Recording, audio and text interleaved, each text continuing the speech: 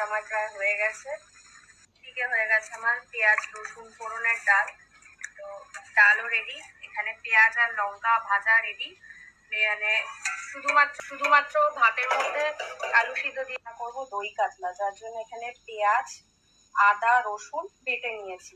এখানে রয়েছে চারমগজ কাজু আর পোস্ত বাটা, এখানে রয়েছে গোলমরিচ গুঁড়ো করে নিয়েছি, আর এখানে রয়েছে কাঁচা লঙ্কা বাটা।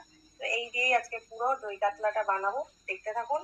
কাতলার মূল উপাদান কাতলা মাছ, এখানে 4 পিস নিয়ে নিয়েছি, আমাদের 4 জনের 4টে, আর রয়েছে দই।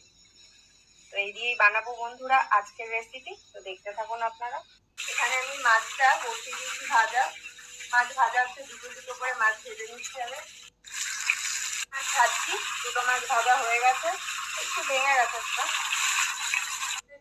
জিরে আর গোটা গরম মশলা ফোড়নে দিয়ে দিলাম।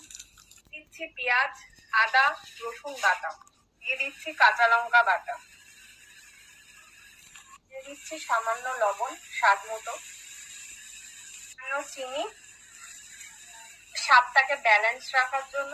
আর এর মধ্যে দিয়ে দিচ্ছি কাজু বাদাম চারমগজ আর পোস্ত বাটাটা, 2 চামচ পরিমাণে টক দই,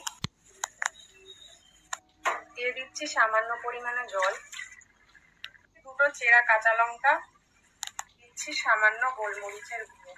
পুরোটা দেবো না, খুব ঝাল হয়ে যাবে, তাহলে মেয়ে খেতে পারবে না। একে একে ছেড়ে দিয়ে মধ্যে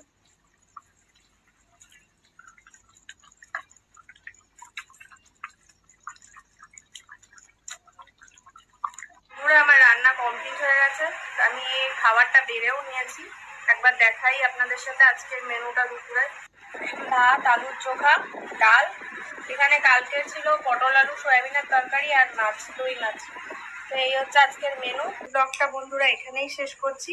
যদি ভিডিওটা ভালো লেগে থাকে আপনাদের, তাহলে অবশ্যই লাইক শেয়ার সাবস্ক্রাইব করতে ভুলবেন না চ্যানেল।